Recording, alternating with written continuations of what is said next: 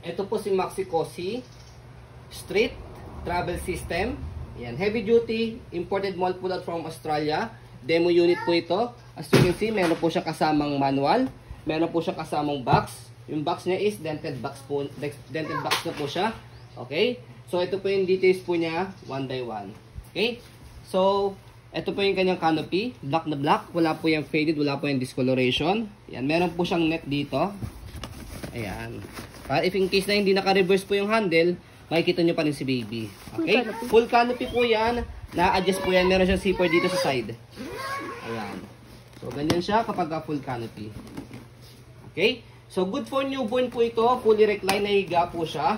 Hanggang 4 to 5 years old. It depends pa rin po yan sa laki at timbang po ni baby. Okay? So, ganyan po siya kapag nakahiga. Ayan. Adjustable leg rest. Haba niya. Okay, mahaba po siya. Pagka naman po nakaupo, yan. Ang maganda sa kanya kapag nakaupo, yan, flatten po yung seat po niya. Ito. Okay, sa ibang mga normal stroller po, hindi po siya naka-flatten. Okay? So, regarding naman po sa kanyang harness pad, yan, and belt lock, 5 harness po yan, wala po yung putol. Okay? Ayan. Ito sa ilalim, ito sa ibabaw. Yan. Kompleto with harness pad. And then, sa pinaka-front handle niya, ayan po, press nyo lang po dito sa isang side para pag ilalagay si baby. Dalawa po yan, pero kahit isa lang po ang tanggalin po ninyo. And then, regarding po sa kanyang leg rest, ito po yung leg rest niya, adjustable po yan. May pinapress po dito sa ilalim pag i-adjust po ninyo. No need for cushion pad, malambot na po siya ng sobra, comfortable na po kay baby.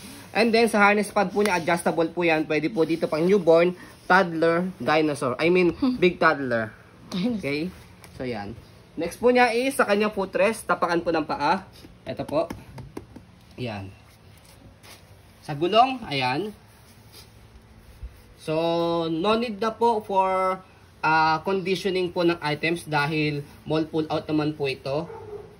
Yan. Okay. So, wala lang po kayo masasabi po dito sa item po na to. And then, regarding naman po sa basket niya, as you can see, malaki po siya. Max po ng 22 kg. Yan, sa mga pinag-grocery po ninyo, gamit po ni baby, pwede nyo po dyan ilagay. Or kung meron po kayong small puppy, pwede nyo rin po dyan ilagay para hindi na po kayo bumili ng dog stroller. Regarding sa body frame po niya, yan po yung kanyang body frame. Mataas siya. So, high-seated po siya. Yan. Para sa mga hindi nakakita yung frame. matatangkad pong mga baby. Ayan. Much better po sa kanila po ito. Yan. Demo unit po ito Kaya siya pinull Ayan out. pa yung gulong po niya.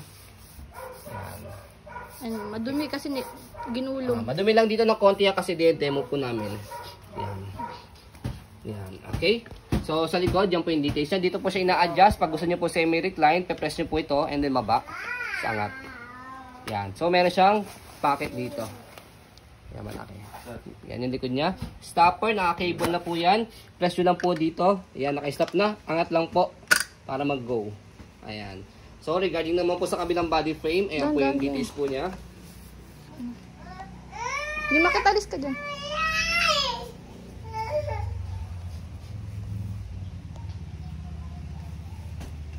Hindi nakatayo.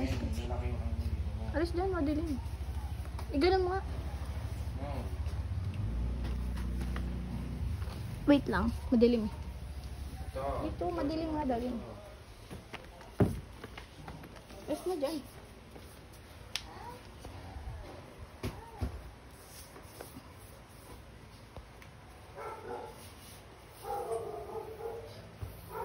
Yan, ang kaganda-ganda pa sa kanya, kahit heavy duty po siya, reversible po siya. Ang nare-reverse po sa kanya, itong pinaka-sitting pad po niya. So, press nyo po dito, left and right.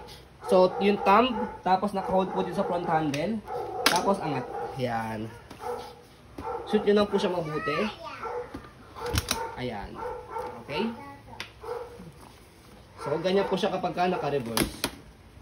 So, yan. So, napakaganda po nito. Handle. Yan. And then, regarding naman po sa handle po niya, ayan po yung details po ng handle niya. Okay? So, na-adjust po siya. Pero yun nga po, kaya po siya na-pull out. Dahil dito, etong kabila na pe-press, etong kabila hindi. Kaya hindi po siya na a-adjust na. Okay, pero not big issue or major issue dahil mataas na po siya. For example, katulad ko po 5'7 po, ayan, okay na okay po sa akin, comfortable po sa akin yung ganito. Okay, kung i-adjust nyo pa po siya, possible, yung magtutulak is mga nasa around 5'11 to 6 footer na po siya kasi mataas na po siya kapag in-adjust po. So, ayan lang po. So, as you can see, ito lumulubog, ito hindi. Yun lang po ang pinaka minor issue niya lang. Other than that, regarding sa function niya, wala po siyang issue. Pag-fold. Okay? So, sa pag-fold po sa kanya, ayan. So, balik lang po muna natin to.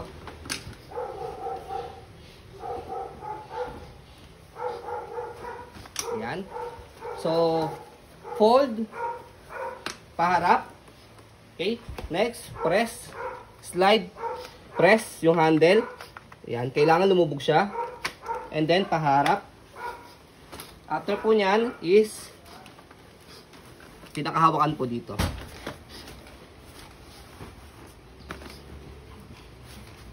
Ayan, ayusin natin.